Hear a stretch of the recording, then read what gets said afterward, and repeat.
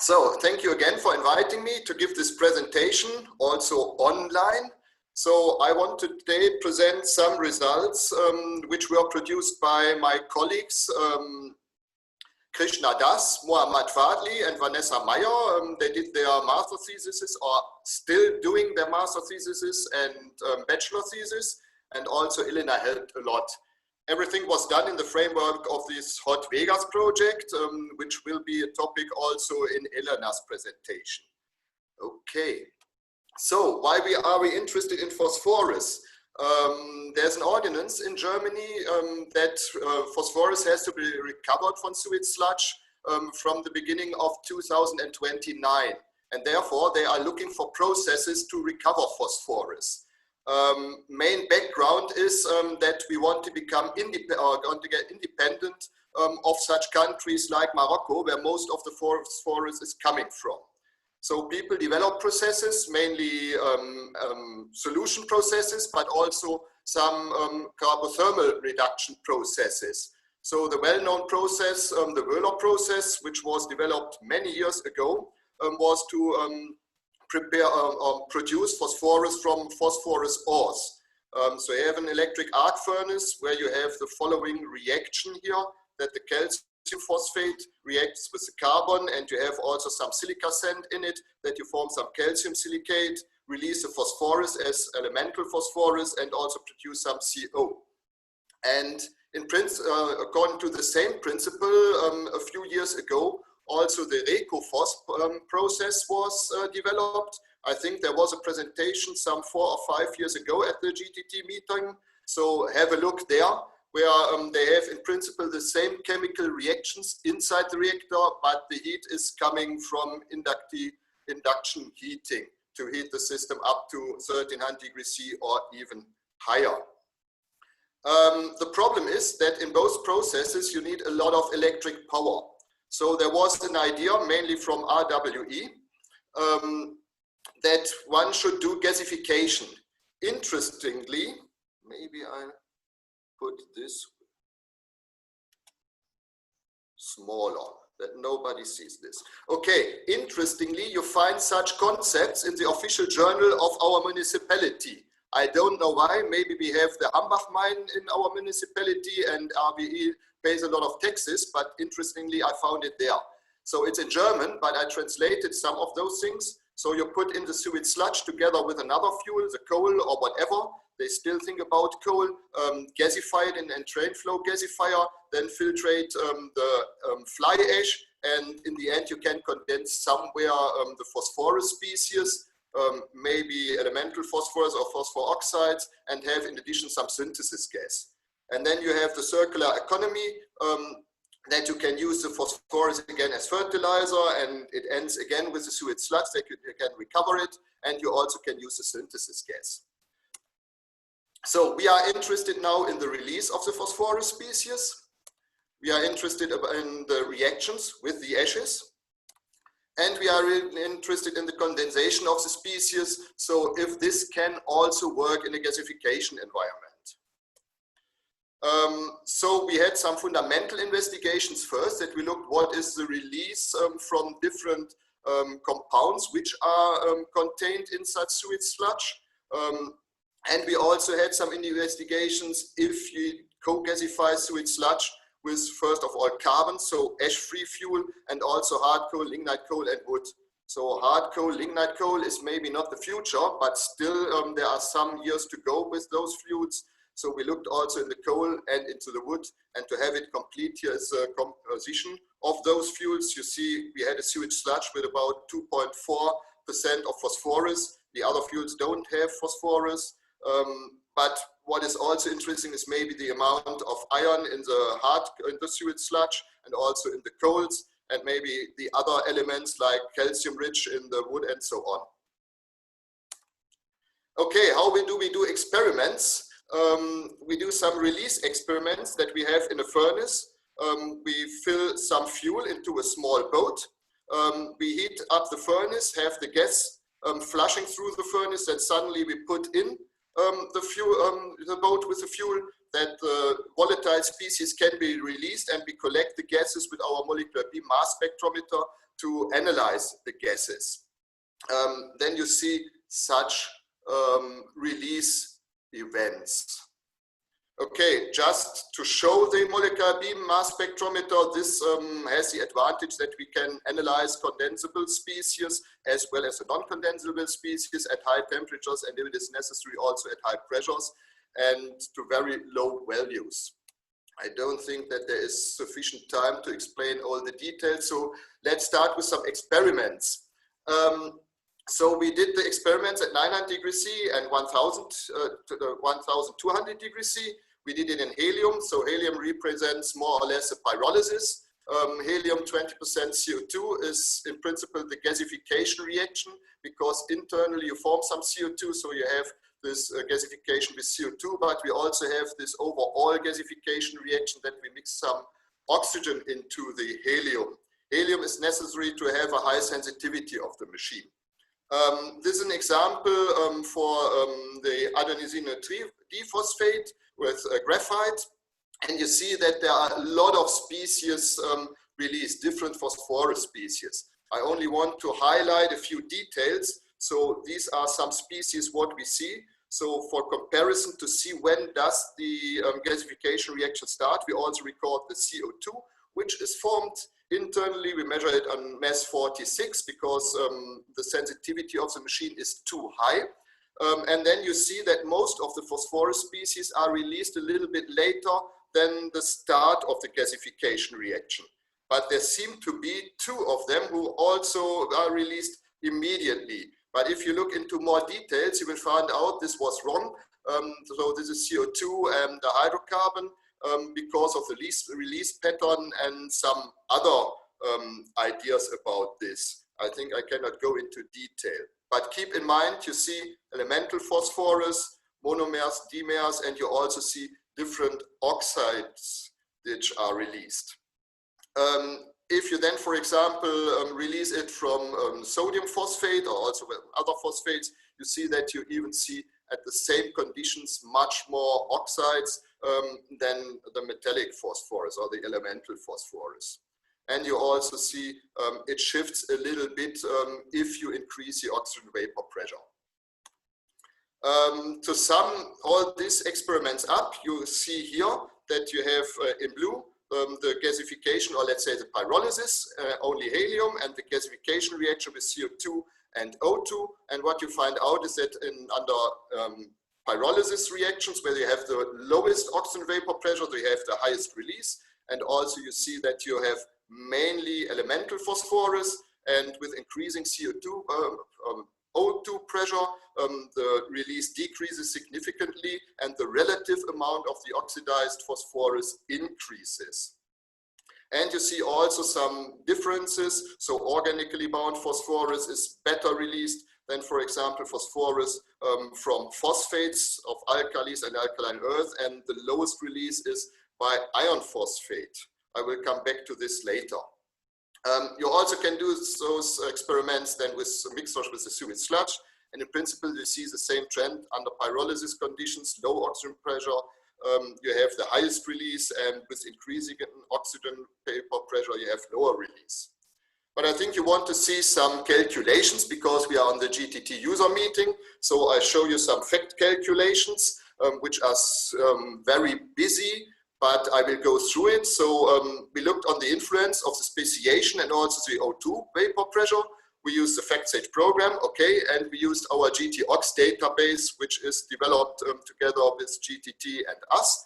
Elena will talk about this later. So these are experiments or calculations at 1200 degrees C. And what you see is that depending on the compound that is reacting with the graphite, you have different reactions which are possible. So let's start, for example, with the calcium phosphate. So calcium phosphate in principle decomposes, forms a calcium oxide, CO, and then releases a phosphorus. So, sorry.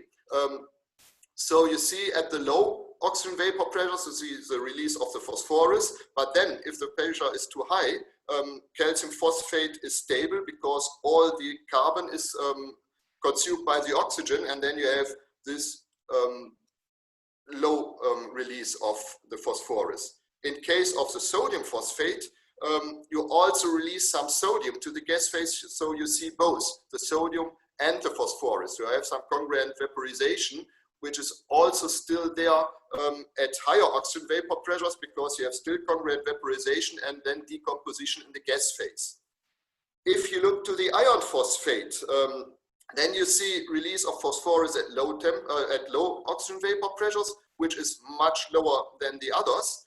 Then you see an increase and then a decrease. And this is a problem. You can have both. At lower oxygen vapor pressures, you have the formation of iron phosphide. So phosphorus is still bound to the condensed phase. And at higher oxygen vapor pressures, you have the iron phosphate. So in both cases, somehow it's bound at these temperatures. So if you have iron in the system, the release is much lower than if you have no iron in the system. We also looked at the different temperatures, and then it's something that you can expect. If you have higher temperatures, then the oxygen vapor pressure at which still you have the high release is shifted to higher vapor pressures due to this decomposition. You can also calculate similar things for the other species. So, and then we had a look into release during gasification or pyrolysis of the mixtures of the sewage sludge with different fuels. So what we did is first we did this complex calculations that we had before, did it at different temperatures, and then summed up all the phosphorus in the gas phase. So all the elemental phosphorus and also the phosphor oxides. Then we have everything in oxidic phase, so in the slag phase or as certain phosphates, and what we called P in metal is mainly the iron phosphide, which can be the solution phase, which can be liquid, which can be the stoichiometric phase. And what you see is that with increasing temperature, as you can expect, there's more release, but you need at least 1500 degrees C that you have almost all the phosphorus in the gas phase. Below that temperature, you have much of the phosphorus as well in the oxide phase as in the iron phosphide. So it is not released. So you need really high temperatures. If we compare it, for example, with the wood, the picture looks very similar. So the iron comes mainly from the sewage sludge. So why should there be that significant change? If we change the ratio between the sewage sludge and the hard coal, sure, this ratios also change a little bit, but you have still the same trend. If you do now an artificial sewage sludge where you have no iron, so this depends what they do in the wastewater treatment, if they have a lot of iron in or if they don't have iron in. So if you have some chance that no iron is in the system, only the iron here from the hard coal, then the picture significantly changes and no iron phosphide or much lower amount of iron phosphide is formed, so that you have much earlier the release of the phosphorus. But this is something, I don't know if you have an influence to treat the sewage sludge before, that you don't have the iron. But in principle, this would be helpful. Then we go to gasification. Now we have here the oxygen addition per 100 gram of fuel. So about here at, depending on the fuel, on the oxygen in the fuel, at this region, you sometimes reach combustion conditions. So everything else is somehow gasification. So we did it at 1600 degrees C, because at 1600 degrees C, most of the phosphorus from iron phosphide is already released. And then you see, okay, at the very low oxygen vapor pressures, you have the release, but then most of the phosphorus is bound to the slag. And if we say a gasifier to operate at 1600 degrees C has maybe a lambda value of 0.3 to 0.5, we end up somewhere in this region here, 70 to 100 grams of oxygen. So you will see there's only very low release at this realistic conditions if we consider equilibrium conditions. So you can also do this with different ratio, looks very similar to this.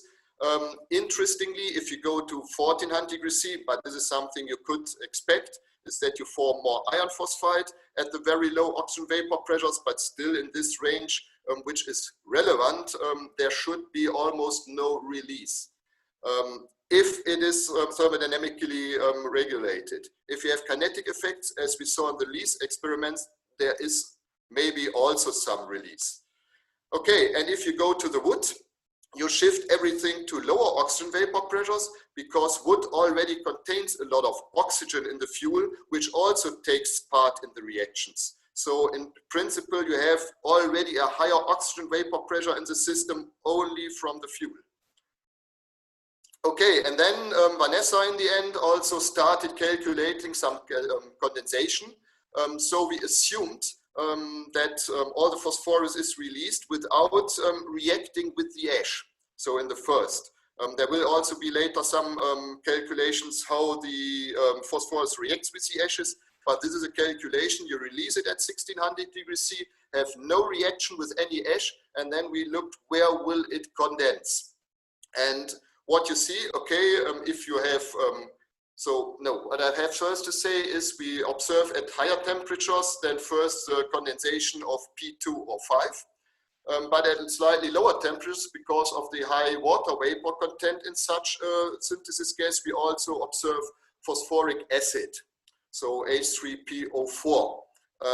But we also had to change a little bit. Elena did this, the data, because we observed this species at temperatures where it should not exist, because it has a decomposition temperature depending on literature of a few hundred degrees, up to more than 500 degrees C. So this is still a point we have to work on. But if we exclude the phosphoric acid from the calculation, then we find only the phosphorus oxide at very similar temperatures. So what you see is that depending on the ratio, you find condensation points below 400 degrees C for the coals, and reach maybe complete condensation below 200 degrees C. And in case of wood, it condenses at a little bit higher temperature. This is the reason here we have a specific lambda value. And since we have already some oxygen in the system, we need not to add so much oxygen to the system. So we have a lower volume of gas with the same amount of phosphorus, so higher concentration. So we have slightly higher condensation temperatures. Okay, and then we also did some first calculations about trace elements, which are also released. For example, sodium can be released from the coal, so you have some sodium hydroxide in the gas phase, and then you find already at very high temperatures some sodium phosphate, which is condensing. And sure, this is stable, and the condensation in this case with a very low amount of sodium hydroxide is not that much shifted. Okay, if you increase the amount of sodium hydroxide, then you will also sometimes see a shift of the phosphorus oxide condensation. And then is the question, is it helpful to have phosphorus, sodium phosphate in contrast to phosphorus oxide, or is it not helpful? This depends what you want to do with it. One idea is also to precipitate it as potassium phosphate, then we have the ready fertilizer. Okay, let's conclude a little bit what we found out so far. So the release of phosphorus is mainly influenced by the oxygen partial pressure, as one could expect. Keep in mind, the oxygen vapor pressure is not only determined by the lambda value, but also by the oxygen which is already in the fuel. Sure, the temperature has a significant influence. Higher temperatures lead to higher release. And we have to take care about the ash composition, especially iron causes a lot of problems in the release. So phosphorus in the gas phase, I didn't show this in detail, but at higher temperatures and lower lambda values, as one can expect, to have more elemental phosphorus and dimers or whatever. And at lower temperatures and higher lambda values, you have mainly the oxides, and this is why you also only find the condensation of oxides. So as I already said, you find the condensation below 500 degrees C. So maybe there is a process that you can use it if you somehow manage to prevent the equilibrium during the release. But you always have to consider the reactions with the alkalis, and I don't know if this is an advantage or not. This depends on the process engineers. And then I want to thank you for your attention, and I'm happy to find on the chat or wherever some questions.